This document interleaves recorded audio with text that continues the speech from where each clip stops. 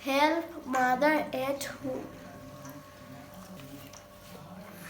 Help mother at home. আমি আমার experience থেকে বলছি, যারা নতুন রাঁধুনি বিশেষ করে তারা কিন্তু বীজের তরকারি রান্না করতে অনেক ভয় পায়, যেটা আমিও পেয়েছিলাম। কারণ হচ্ছে জাল করতে করতে হয়তো গলে যায়, তা না হলে বীজ অনেকটাই সেদ্ধ হয় না। আসসালামু আলাইকুম এভরিওয়ান, আমার আজকে সহজ রেসিপিতে আপনাদের সাথে শেয়ার করতে যাচ্ছি বীজের তরকারি রান্নার রেসিপি, শিমের বীজ। আশা করি আপনাদের অনেক ভালো লাগবে, এমনকি যারা নতুন তারা উপকৃত হবেন। একটি প্যানে দিয়ে দিলাম যথেষ্ট পরিমাণে তেল, দিয়ে দিলাম 1 মুঠো পরিমাণ রসুন কুচি। আমি এখানে 1 কেজি বীজ রান্না করব, সেই অনুপাতে মশলা দিচ্ছি। দিয়ে দিলাম প্রায় হাফ কাপ পরিমাণে পেঁয়াজ কুচি। এখন 1 থেকে 1.5 মিনিটের মতো নেড়ে নিচ্ছি যাতে কাঁচা গন্ধটা চলে যায়। দিয়ে দিচ্ছি 1 টেবিল চামচ পরিমাণে হলুদের গুঁড়ো, 1 টেবিল চামচ পরিমাণে মরিচের গুঁড়ো, 1 টেবিল চামচ পরিমাণে জিরে গুঁড়ো আর 1 টেবিল চামচ পরিমাণে ধনিয়ার গুঁড়ো। যারা বিশেষ করে নতুন অথবা পুরাতন যারা জানেন না, অবশ্যই এই ভিডিওটি ভালো করে দেখার অনুরোধ রইল। আশা করি অনেক কিছু জানতে পারবেন।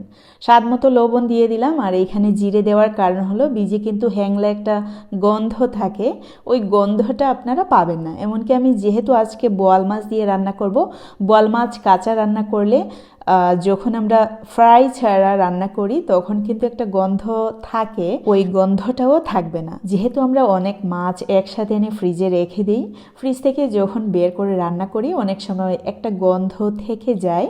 যখন জিরে গুঁড়ো কিছুটা পরিমাণে ইউজ করা হয় সেই গন্ধটা আর থাকবে না। শিমের বীজটাকে প্রায় 5 মিনিটের মতো আমি উল্টিয়ে পাল্টিয়ে ভেজে নিলাম। সেই ক্ষেত্রে শিমের বীজ কিন্তু সহজেই ভাঙবে না, সেদ্ধ হবে ঠিকই, ভাঙবে না।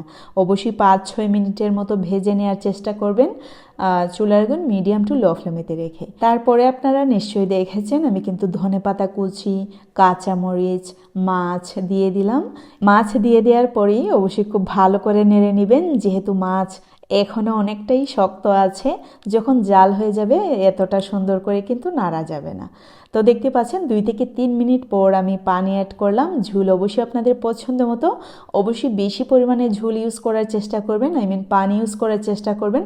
কারণ হচ্ছে যখন দ্বিতীয়বারও আপনারা গরম করে খাবেন বীজে কিন্তু এতটা ইফেক্ট পড়বে না, বীজ ভাঙবে না বা গলে যাবে না। তাই জন্য বলছি এই বীজের কিন্তু ঝোলটাই মজার মাছের সাথে, বিশেষ করে বোয়াল মাছ, আইড় মাছ বা শোল মাছের সাথে কিন্তু বীজের তরকারি খুবই ভালো যায়। আপনারা কে কোন মাছ দিয়ে রান্না করে খান অবশ্যই কমেন্টস করে জানাবেন। আর যেহেতু নতুন নতুন বীজ বের হয়েছে এই শীতকালীন, তাই জন্য এত ঝোল দিয়ে রান্না করলাম। আর যদি ভুনা খাই অনেক কম ঝোল দিই, এমনকি আরও কম বীজ ইউজ করার চেষ্টা করি। তো দেখতে পাচ্ছেন বীজ কিন্তু একদমই গলে যাওয়ার মতো অবস্থা হয়ে গেছে, কিন্তু দেখে মনে হচ্ছে যে একদমই সেদ্ধ হয়নি। আশা করি আমি যেই রকম ওয়েতে তৈরি করলাম ঠিক এইরকম ওয়েতে যদি তৈরি করে খান, আপনারা কিন্তু আমার রেসিপির কমেন্ট সেকশনে এসে কমেন্টস করে জানাতে বাধ্য হবেন যে আপনাদের কাছেও অনেক ভালো লেগেছে, আপনারা রান্না করেছেন, বীজ কিন্তু আস্তই ছিল। আমার মনে হয় এইরকম ওয়েতে রান্না করলে 3 থেকে 4 বার পর্যন্ত যদি গরম করে খান আশা করি বীজ গলে যাবে না। তবে অবশ্যই চেষ্টা করবেন বীজ 5 থেকে 6 মিনিট যাবত এই তেল মশলার সাথে খুব ভালো করে ভেজে নিতে। তো আপনারা নিশ্চয়ই দেখেছেন সব কিছু ঠিকঠাক মতো সেদ্ধ হওয়ার পর আমি কিন্তু আবারও ধনেপাতা কুচি দিয়ে দিলাম। শীতের ধনেপাতা কুচি আসলেই অসম্ভব মজা, সব কিছুর সাথেই কিন্তু ভালো লাগে খেতে।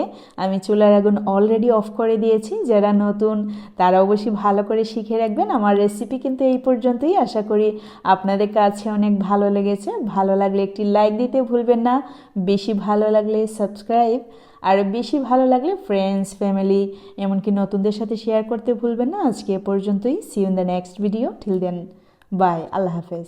সবাই ভালো থাকবেন, সুস্থ থাকবেন।